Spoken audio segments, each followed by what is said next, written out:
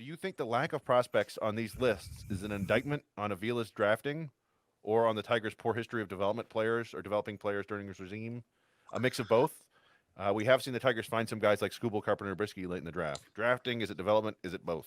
I was gonna say all of the above, because yeah, other than like the top of the draft, Avila was not very good, and a few exceptions in the later rounds, but like Avila was just not very good drafting. Although 2021's looking a little better, but yeah, he just his drafting just wasn't very good, and obviously the team hasn't been good at player development for a long time.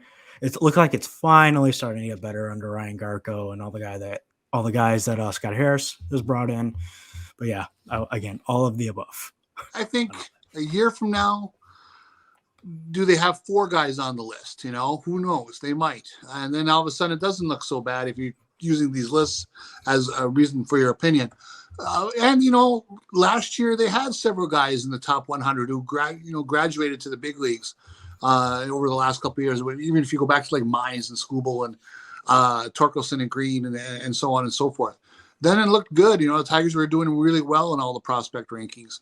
I just think getting beyond the list, they have a group of players now that could move forward. Parker Meadows, Colt Keith, the guys and Pacheco. And if they see some good movement this year, then I think the system's on track to be productive over the next 5 years. We all know there are problems with Avila. We can hash those out if we want, but right now it's what is Scott Harris and his regime going to do to move it forward.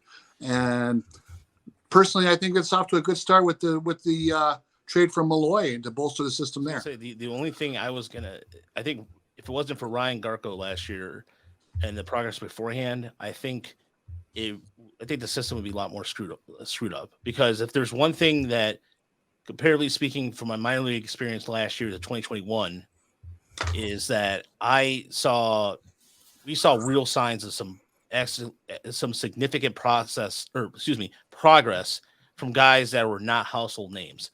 So, for example, I think about guys like, and I know it's like kind of a name that really isn't like a big prospect, but he was picked up by Houston, and it's guys like I'm not drawing a blank now all of a sudden.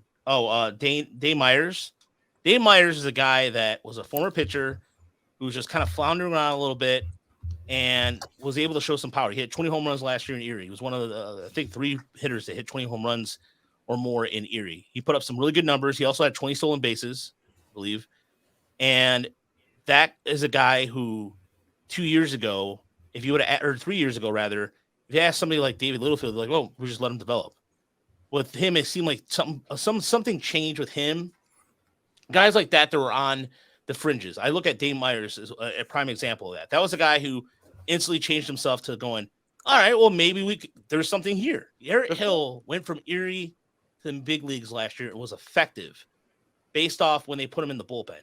They identified something with him. They changed his delivery, and they identified that. Same thing with Brisky. So I look at that, and I look at guys like what progress was, Kaner Montero. There's another guy who did pretty well. Adam Wolf, who changed his delivery. There's guys in their system that have made changes. And Chris, how many times have we talked to people and they're just like before, they're like, oh, just let them do their thing.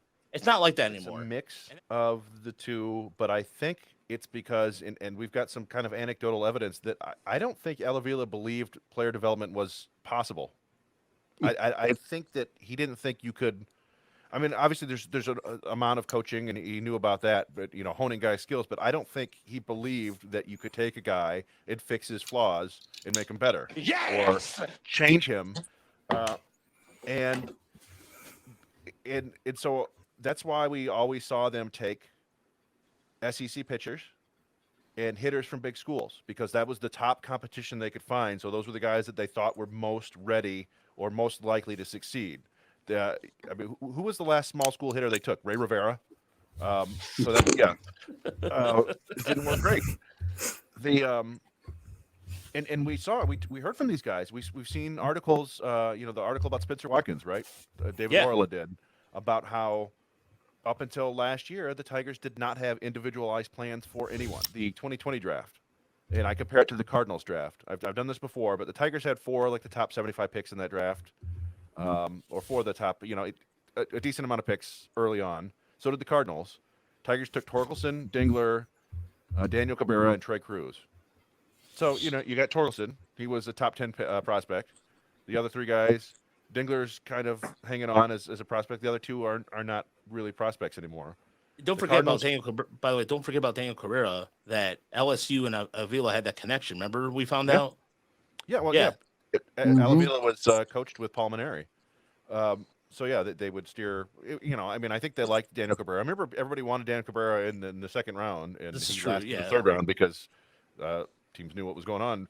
But the Cardinals in that same draft took who is it? I'm looking at Jordan Walker, who's a top 10 prospect now. I think. Let's see, where did he come? Number 4. They took Mason Wynn. He's a top 50 prospect. They took Tink Hintz. He's a top 50 prospect. And they took Alec Burleson, who made it to the majors last year. He was on the top 100 list. I think he struggled a little bit in his debut, but he's just outside the top 100. So same draft, same kind of picks. The Cardinals know what they're looking for, know how to develop guys, or at least they did then, and they've got themselves a future there. And the Tigers got 4 college guys, and none of them have really worked out, unfortunately. Even the consensus number 1 pick in the draft. Now they did get Colt Keith in the 5th round, and which was totally unlike the Tigers at the time. We were like, wow, this is really interesting, and it's worked out so far. So we've seen some signs of changes, and like Matthew said, 2021 looks pretty good so far. And I don't know. I mean, I do think it was a mix of both, but I think they were able to get the development fixed there at the very end. And now we have a new regime drafting, and so it's going to be really interesting to see how they approach it, because you've got guys coming from San Diego, coming from San Francisco, coming from Tampa. It's like multiple approaches to the draft.